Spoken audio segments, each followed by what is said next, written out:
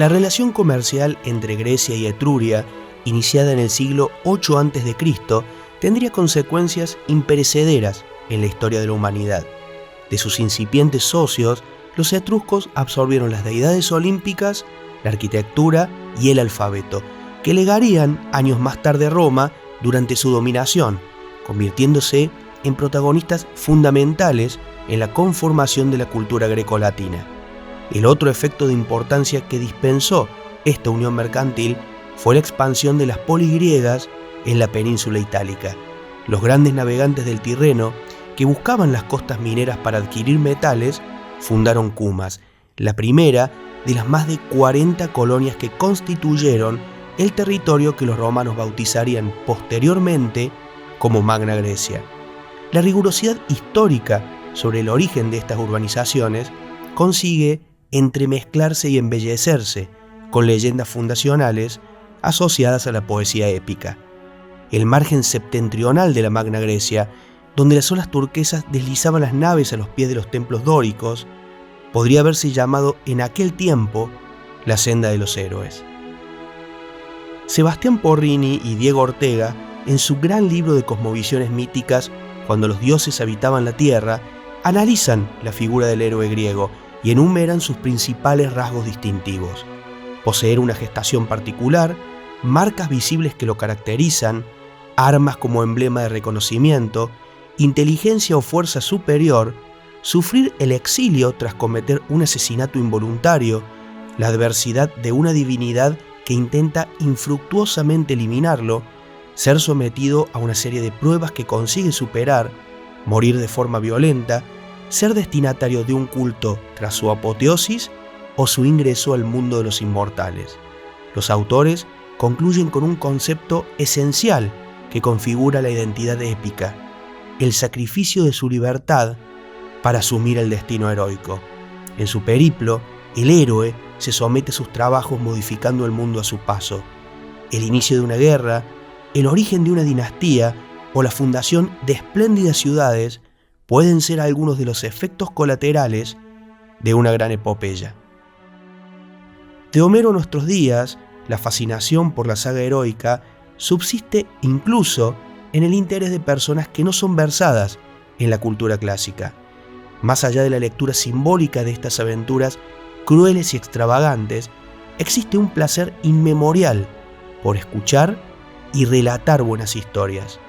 La poesía épica, iniciada como una gigantesca tradición oral en las diferentes civilizaciones del mundo arcaico, compone, en primera instancia, un exquisito universo literario.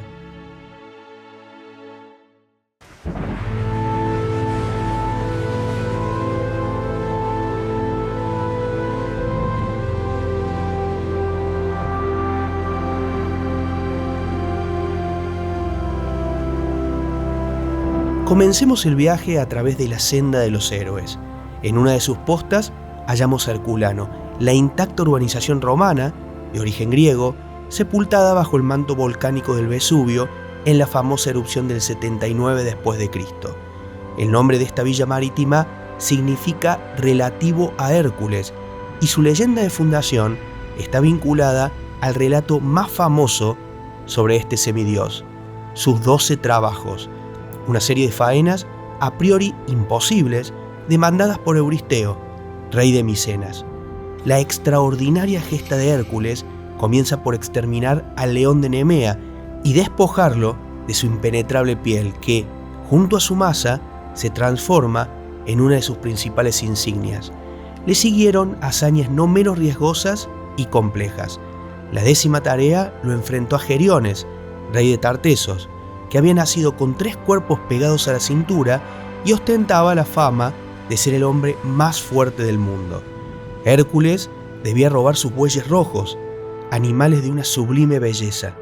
Tras aniquilar al pastor y al perro bicéfalo que los custodiaba, fulminó a Geriones con un flechazo que atravesó sus 3 cuerpos e hirió gravemente a la diosa Hera, que pretendió interponerse. Un conjunto de leyendas romanas cuenta que el héroe, en el viaje de regreso para llevar el ganado a Euristeo, tuvo un extenso paso por Italia, donde libró combates, como el célebre contra Caco, y fundó diversas ciudades. Dionisio de Halicarnaso, en su monumental obra Antigüedades Romanas, datada en la época de Augusto, intentó establecer la historicidad de estos eventos, considerando veraz la construcción de un pequeño pueblo portuario por institución del gran comandante griego. Ese asentamiento, situado por el antiguo cronista entre Neápolis y Pompeya, era precisamente herculano.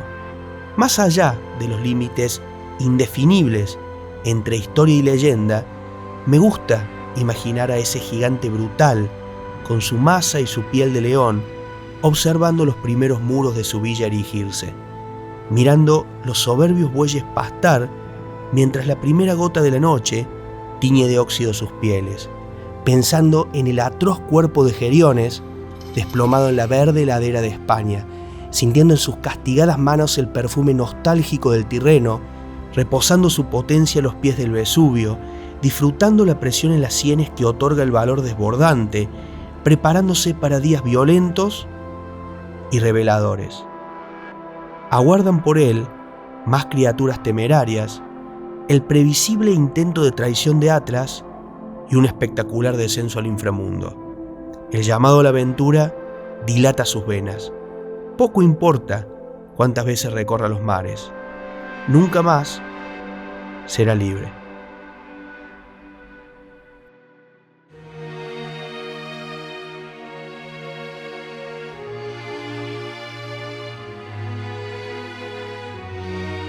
Nápoles, la maravillosa ciudad de la región de Campania, es la segunda posta en nuestra senda de los héroes.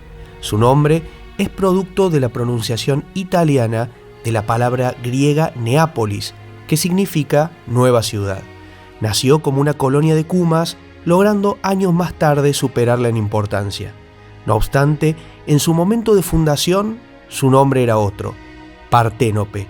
De acuerdo con el diccionario de mitología griega y romana de Pierre Grimal, se trataba de una joven oriunda de Frigia, que había realizado irrevocables votos de castidad. Al enamorarse de Metíoco, se desterró voluntariamente a las costas próximas al Vesubio. Cortó su cabello y se consagró a Dionisos. Afrodita, irritada, la transformó en sirena, un ser mitológico esencial en la poesía épica y que, como describe Apolonio de Rodas en sus Argonáuticas, eran por su aspecto semejantes en parte a aves y en parte a doncellas. Las sirenas poblaban los cielos, no los océanos. La imagen, como mujeres con cola de pez, no aparece hasta el final de la antigüedad. Este dato es fundamental para la construcción narrativa de la leyenda que recoge Grimal, ya que Parténope se quita la vida arrojándose al mar. Poseidón más tarde confiaría su cuerpo al islote de Megárite, donde fue sepultada. En virtud de esa leyenda, la sirena se convirtió en la epónima del asentamiento que más tarde levantaron los colonos de Cumas. De acuerdo con la descripción de Estrabón, el gran genio de la geografía antigua, en su honor se edificó un monumento y se celebraron competencias de gimnasia. Existe una versión de esta historia que, para abordar la causa del suicidio de Parténope, cruza su leyenda con el nostos más importante de todos los tiempos, la Odisea, el magnífico poema atribuido a Homero que relata el regreso de Odiseo a su patria tras la destrucción de Troya. En el canto 12 de la epopeya, el héroe es advertido por la maga Circe sobre el peligro fatal que supone caer bajo el hechizo de las sirenas. Aquel que se les acerca y es embriagado por sus melodiosas voces, jamás regresa a su hogar. Le recomienda tapar con cera los oídos de sus tripulantes y que, si él anhela escucharlas, lo amarren firmemente al mástil del barco. De esta forma podría deleitar su corazón y evitar, aún quebrado por el deseo, desviar su camino. El plan de Circe funciona y Odiseo logra proseguir. Homero no abunda en detalles acerca de la procedencia, morfología, nombres y destino de las sirenas. En cambio, parte de esa información está disponible en la célebre cerámica de Ática, expuesta en el Museo Británico, datada en el año 480 a.C., representando la escena de la resistencia de Odiseo. donde una de las 3 mujeres pájaro se arroja al agua tras fracasar en su empresa. Esa sirena frustrada, de acuerdo con esta variante de la leyenda, es Parténope.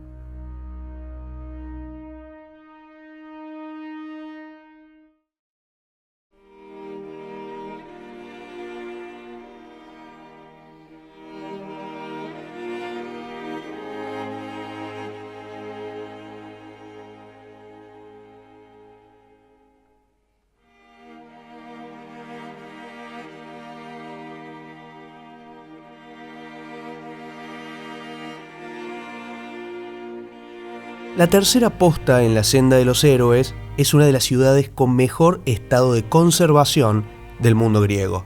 Su nombre original era Poseidonia, actualmente Paestum, y su leyenda de fundación está relacionada a otra de las grandes epopeyas griegas, los Argonautas, una tripulación de 50 valientes reunida para acompañar a Jasón, capitán de la expedición, en la hazaña de buscar el vellón del carnero de oro en las recónditas tierras de Cólquide. El héroe tendría como recompensa recobrar el derecho que le habían usurpado al nacer, acceder al trono de Iolco.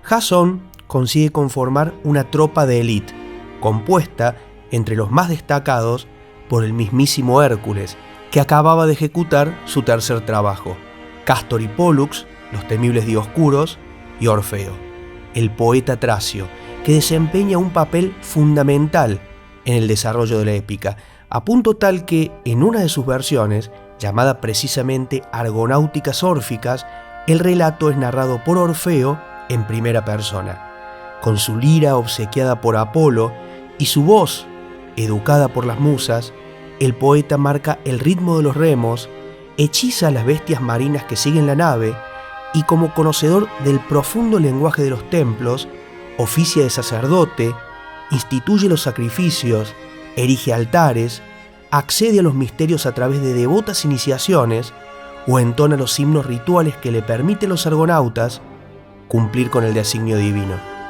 Es el gran maestro de los encantamientos. En el mito que describe su descenso al Tártaro en busca de Eurídice, domina a los seres del inframundo con su música melancólica. Con una similar estrategia, consigue que los argonautas superen el mortal hechizo de las sirenas. Al pasar por la misma isla tenebrosa que describe Homero en el viaje de Odiseo, Orfeo toma su lira e impugna el influjo de las mujeres pájaro, superando en belleza su canto. En su meticulosa obra de mitología griega, Robert Graves enumera las diferentes rutas de regreso del Argo, de acuerdo con las variantes que tuvo el poema a lo largo de los siglos y a través de sus distintos autores. En una de ellas, tras soportar súbitas tormentas, navegaron por la costa occidental de Italia, donde fundaron un templo en honor a Hera. Ese monumento sería la piedra fundacional de Poseidonia, hoy Paestum, colonia griega que quedaría vinculada a la leyenda de Jasón. No obstante, sería Orfeo quien tendría mayor trascendencia en esta civilización, pero no sería desde el plano heroico, sino religioso, tal como vamos a apreciar en el final del episodio cuando descubramos la enigmática tumba del nadador. Más allá del incesante trabajo por establecer la historicidad de los distintos elementos que componen la mitología y la literatura épica, posiblemente la gran mayoría de sus aspectos queden consagrados al terreno de la hipótesis. Probablemente nunca logre evidenciarse el paso de estos héroes por las costas de Italia, ni zanjarse el debate sobre la existencia humana de algunos de sus tripulantes. Tal vez la perenne sabiduría y la belleza prodigiosa del mundo mítico hagan que resulten prescindibles algunas certezas.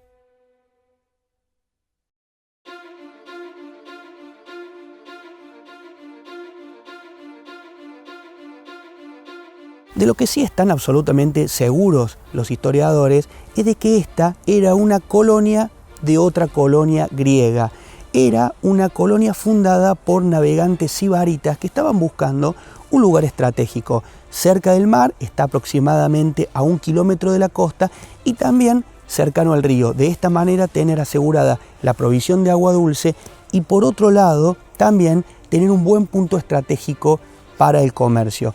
Luego de esto harían una muralla periférica a la ciudad y luego edificarían todos los componentes arquitectónicos de la típica urbe griega, con su ágora, con su zona habitacional y por supuesto con sus diferentes templos. Posterior a la soberanía de los sibaritas, llegarían en un momento los lucanos, que renombrarían la ciudad a Paestum.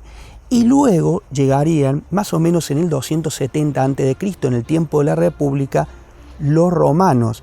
Ellos nuevamente la renombrarían, tal vez como una deformación de ese otro nombre, como Paestum, tal como se la conoce actualmente. Los romanos también dejarían su huella arquitectónica, logrando edificar los diferentes componentes típicos de la urbanización romana, con su foro, sus termas, su anfiteatro y su templo de adoración a la tríada capitolina. Tal vez por el esplendor de esos templos monumentales, simétricos, perfectos, los dejaron intactos. Convivía la arquitectura antigua de la colonia sibarita con la arquitectura romana. La decadencia de la ciudad está ligada seguramente al crecimiento del río, que convertiría a las zonas periféricas de Paestum en una especie de pantano, donde tal vez lo que proliferó fue el paludismo. Allí la población comenzó a decrecer drásticamente. Se considera que la ciudad fue definitivamente abandonada en el siglo XI. Posteriormente, la espesa mata de las ciénagas tapó y de alguna manera protegió los edificios. En 1752, durante la construcción de una carretera ordenada por el rey Carlos VII, se toparon con las ruinas del antiguo anfiteatro romano. Tras ordenarse las prospecciones, el resto de las maravillosas estructuras comenzó a emerger. Paestum, a diferencia de Pompeya y Herculano, prácticamente no fue excavada, más bien fue desmalezada. El recinto más antiguo es el Templo de Hera, que se remonta al siglo VI a.C. Es arcaico, de planta rectangular y tiene la particularidad de ser enástilo. Le sigue el Templo de Neptuno, erróneamente atribuido, dedicado posiblemente a Apolo o a Hera, que data del siglo V a.C., correspondiente a la etapa protoclásica. Su plataforma, peristilo, frontón y cámara central se encuentran en condiciones inmejorables. 2500 años atrás, lucía policromático, de acuerdo con el estilo severo. Hoy, su piedra está completamente desnuda, pintada por el sol de tenue dorado. Para los especialistas, junto al Hefestión de Atenas y el Templo de la Concordia de Agrigento, es uno de los mejores templos preservados del mundo. Cierra la tríada monumental el Templo de Ceres, de la misma época, dedicado en realidad a Atenea.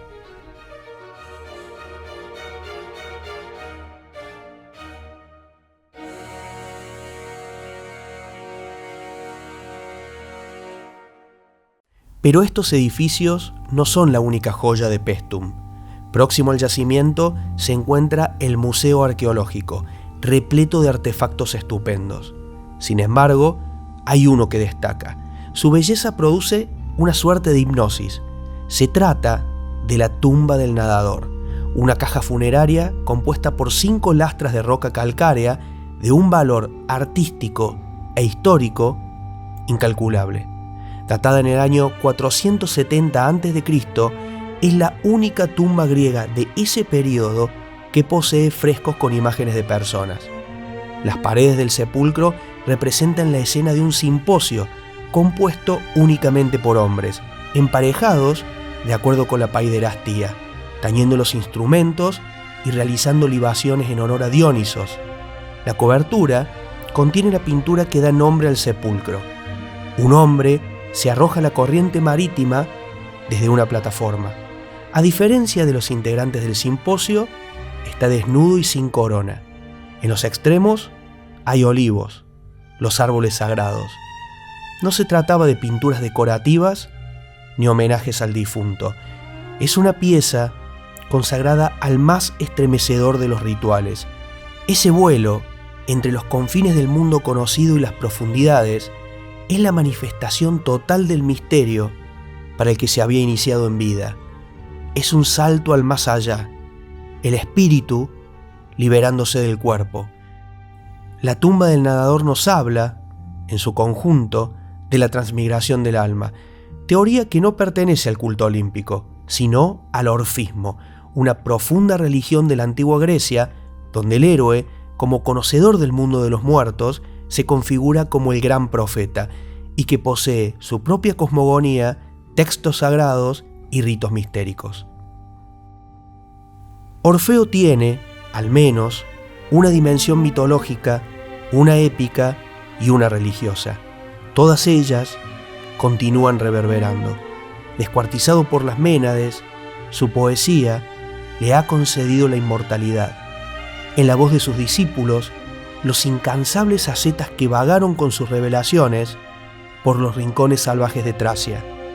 En el momento en que Caronte abandonó su barca, Cerbero dejó de ladrar y Sísifo se sentó sobre su piedra para escucharlo cantar.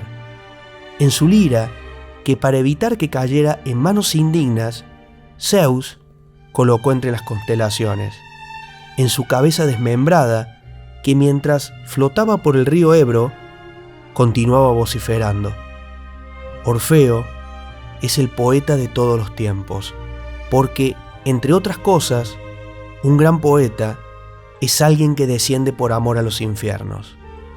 Es un encantador melancólico, un profeta doliente, un inmortal.